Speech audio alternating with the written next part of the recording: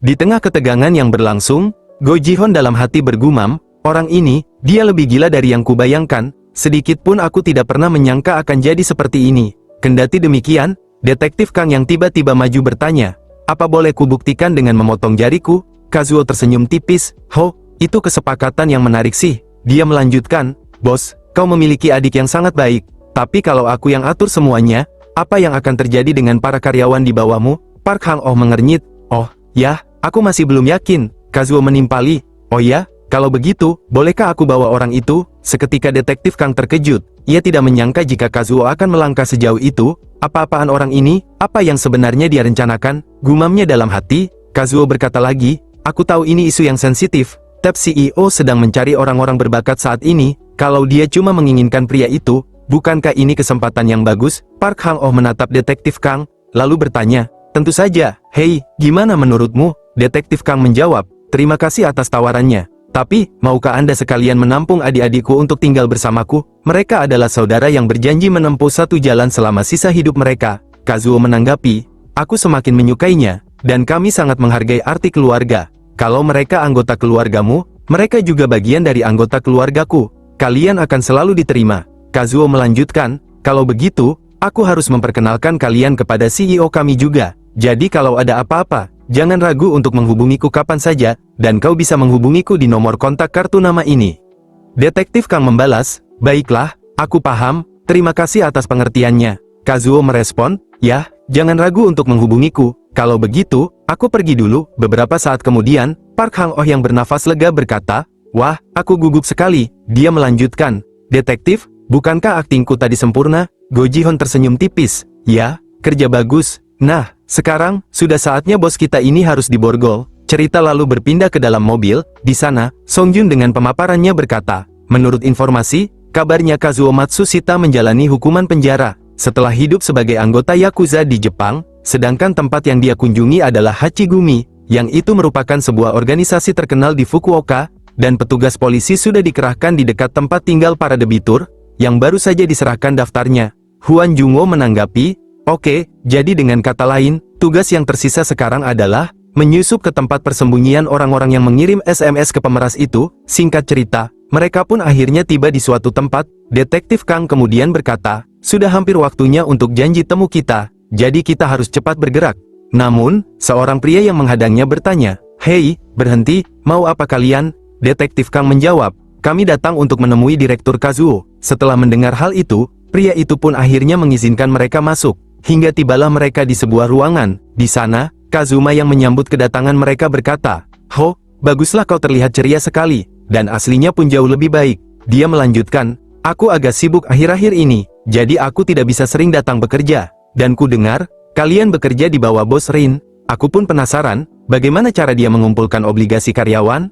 Kazuma berkata lagi, sebenarnya kami tidak bermaksud menagih uang dari debitur, dan alasan kalian datang padaku adalah, aku butuh pemain untuk bekerja di sini. Jadi inilah bisnisku yang sebenarnya. Namun Go Ji-hon dibuat terkejut, dikala Kazuma memerintahkan anak buahnya untuk memasangkan penutup di kepala mereka. Bahkan, saat ini mereka pun akan dibawa ke tempat yang tidak mereka ketahui. Sementara itu, di tengah kegelapan yang menyelimuti penglihatannya, Go Ji-hon dalam hati bergumam, ya Tuhan, aku tidak menyangka hal ini terjadi. Mataku gelap, aku jadi tidak tahu berapa lama waktu telah berlalu. Bahkan aku pun tak tahu kemana aku pergi. Singkat cerita, setelah beberapa waktu dalam perjalanan, mereka pun akhirnya tiba di tempat tujuan. Namun, betapa terkejutnya Go Ji-hon, karena ternyata saat ini, dia sudah berada di sebuah tempat kasino. Sementara di sisi lain, Kazuma yang datang menghampirinya berkata, bagaimana menurutmu?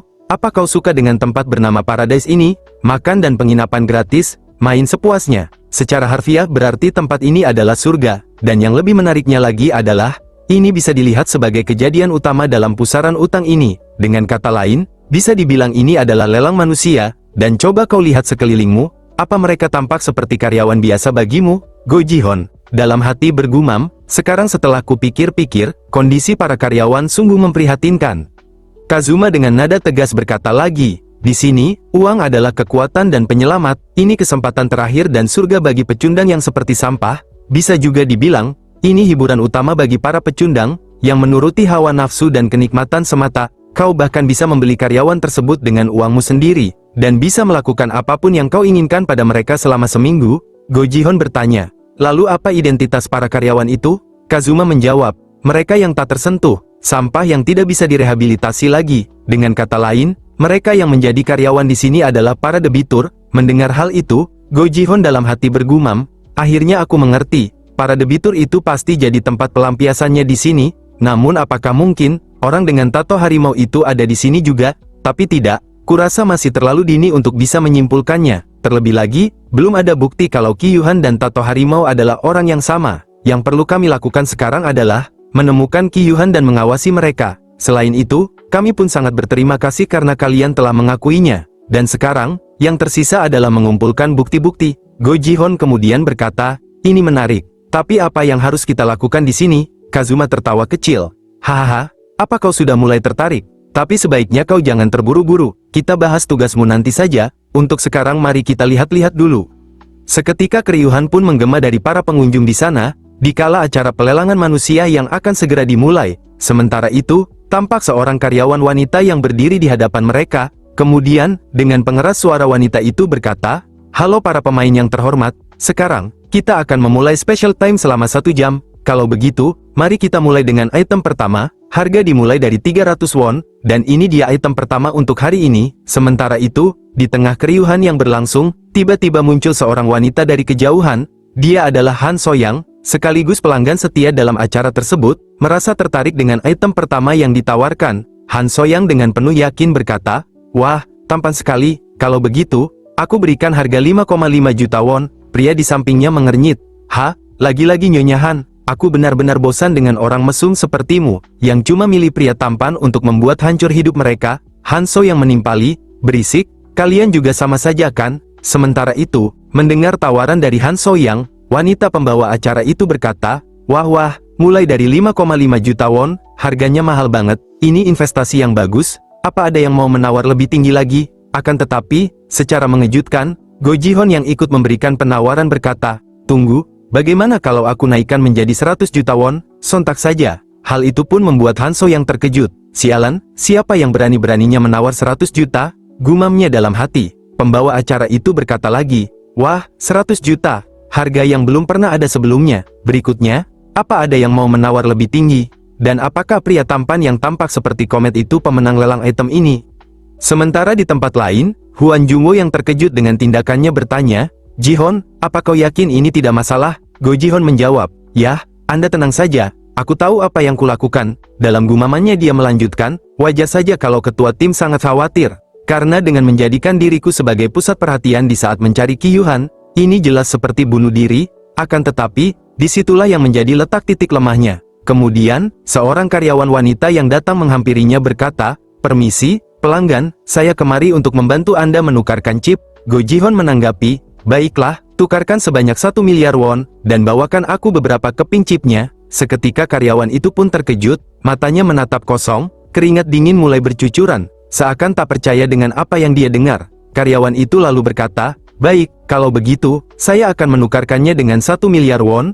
Go Ji-hon membalas, terima kasih, dan ini tips untukmu. Dalam gumamannya Ji-hon melanjutkan, kalian sudah melakukan pekerjaan yang hebat, dan kau tato harimau, apa kau juga melihatnya? Sementara itu, acara pelelangan pun kembali dilanjutkan, yang mana, kali ini item kedua yang ditawarkan adalah seorang wanita. Pembawa acara itu lalu berkata, baiklah, selanjutnya wanita cantik yang kalian semua tunggu-tunggu. Go Ji-hon tiba-tiba menyela, 100 juta won, aku memberikan penawaran untuknya 100 juta. Sontak saja, penawarannya itu kembali membuat para pemain tercengang. Mereka yang tampak kesal pun berkata, sialan, apa-apaan dia ini? Apa dia mau sok pamer kekayaan?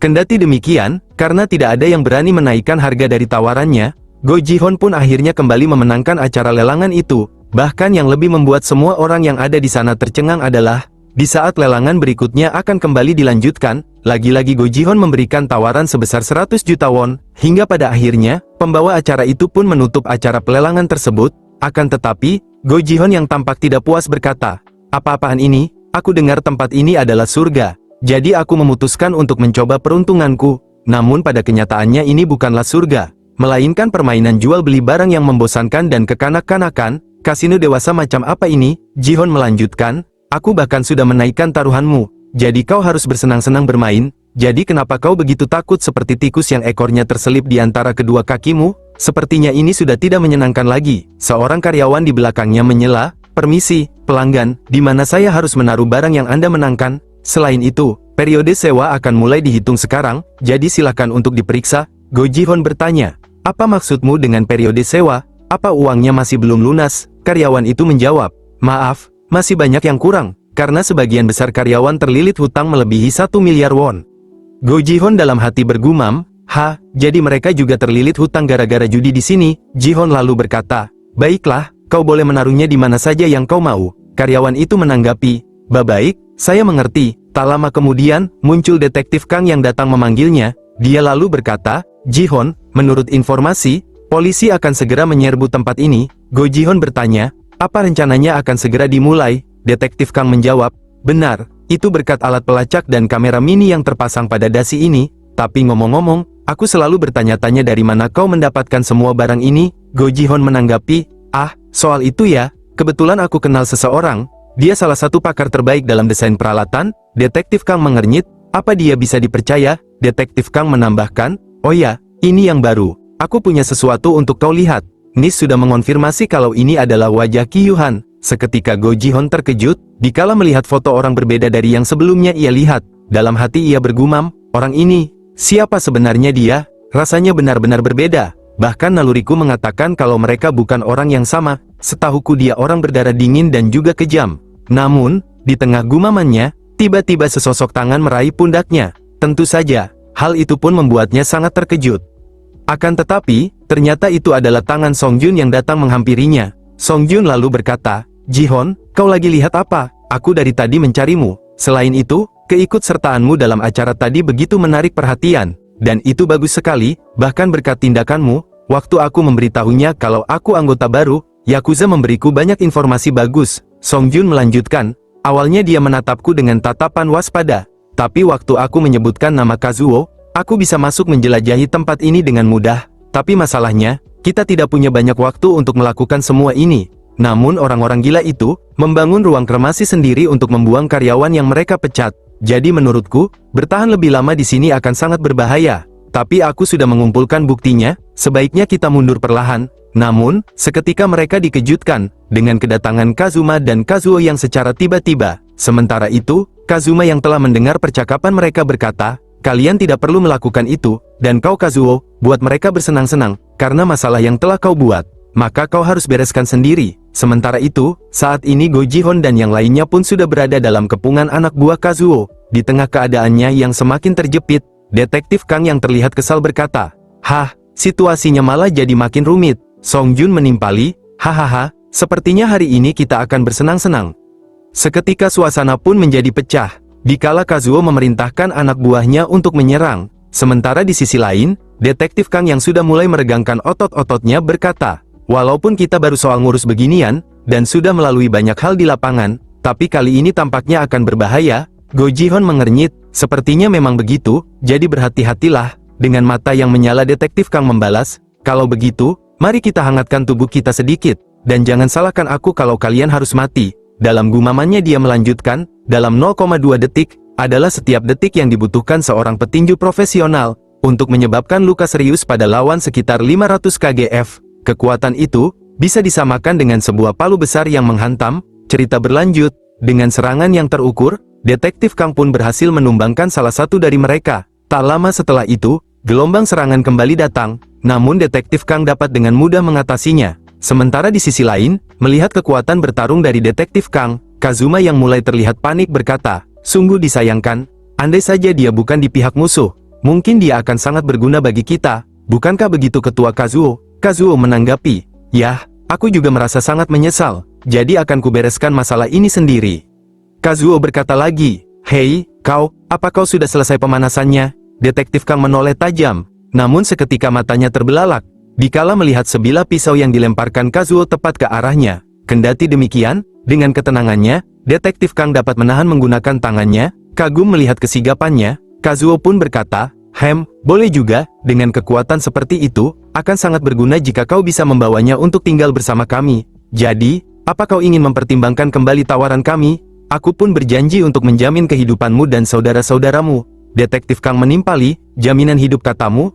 Oi, kalian, berhentilah menggonggong dan kemarilah supaya aku bisa meladenimu. Kazuo mengernyit, ho, baiklah, kalau itu memang pilihanmu, sebaiknya kita buktikan dengan kematian. Mereka pun kembali datang melakukan serangan. Namun sebuah ayunan kayu dari Songjun yang melesat dengan cepat, tepat mendarat di atas kepala mereka. Tak lama kemudian, serangan kembali datang dari arah belakang, tapi Songjun yang menyadari hal itu, dengan mudah dia pun membalikan serangannya. Songjun kemudian berkata, kau bilang buktikan dengan kematian. Hei, Yakuza, perlu kalian tahu, kami ini tidak punya moralitas mewah seperti kalian. Lagi pula, dalam perang tanpa keadilan semacam ini, yang ada hanyalah proses dan hasil. Detektif Kang menimpali, hei, Songjun, aku tahu kau suka nonton film Murim, tapi jangan malah buat ini jadi canggung. Songjun membalas, ah, Hyung Nim, bukankah aku memang pria sejati, dan menurutku itu keren. Namun, Kazuo yang menyadari kelengahan mereka, ia pun memanfaatkan momen tersebut untuk memberikan serangan, hingga akibatnya, serangan itu pun berhasil mengenai Songjun. Sementara di tempat lain, Kazuma yang melarikan diri bersama beberapa anak buahnya berkata, sial, gara-gara mereka, semuanya jadi kacau. Memikirkan kaburnya pelanggan akibat masalah ini sungguh menyakitkan, tapi tidak masalah, kita bisa memulainya lagi.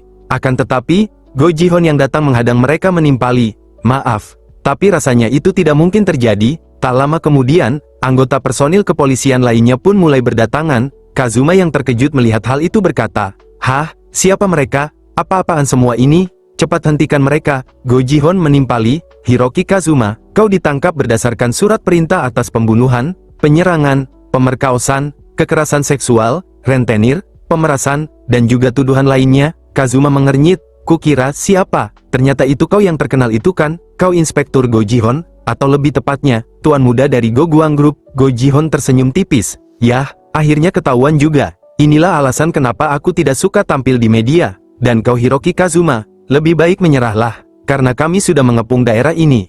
Kazuma tertawa kecil, hahaha, jadi begitu, semuanya sudah berakhir ya? Kalau begitu, sekarang tembak saja dia. Tentu saja, hal itu pun membuat Go Ji-hon terkejut. Bahkan, seketika suasana pun menjadi pecah. Dikala komplotan Kazuma mulai mengeluarkan senjata mereka, karena situasinya sudah mulai tak terkendali. Untuk merespon hal itu, Huan Jungo pun memerintahkan personilnya untuk menembak mereka. Hingga pada akhirnya, semua anak buah Kazuma berhasil dilumpuhkan. Sementara itu, Go Ji-hon yang menyadari Kazuma melarikan diri, dengan cepat ia pun langsung mengejarnya. Namun dia pun baru menyadari, bahwa ternyata dirinya pun telah terkena sebuah tembakan. Kendati demikian, Go Ji-hon yang tak ingin kehilangan Kazuma, ia pun tetap melanjutkan pengejarannya. Singkat cerita, setelah beberapa waktu melakukan pengejaran, Go Ji-hon pun akhirnya berhasil menghentikan Kazuma. Dia lalu bertanya, Hiroki Kazuma, katakan siapa orang di belakangmu, karena kupikir, terlalu banyak kesamaan buat dianggap sebagai kebetulan belaka. Ji-hon melanjutkan, Ki Yuhan memiliki tato harimau di lengannya,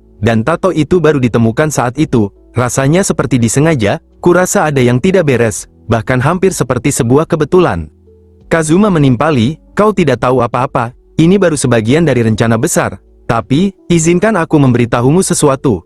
Namun, belum sempat Kazuma melanjutkan ucapannya, tiba-tiba sebuah peluru tepat menembus di kepalanya. Tentu saja, Go Ji-hon yang melihat kejadian itu pun dibuat tercengang. Bahkan saat ini, seseorang telah mengarahkan senjatanya tepat di kepalanya. Sementara orang itu sendiri adalah, yang tak lain sosok pria misterius yang memiliki tato harimau di tangannya. Pria itu lalu berkata, kau terus menyelidiki tentang tato harimau ini, aku tidak tahu apa yang ingin kau kejar dan mengapa, tapi berkat kegigihanmu, beberapa hari terakhir ini jadi tidak membosankan lagi.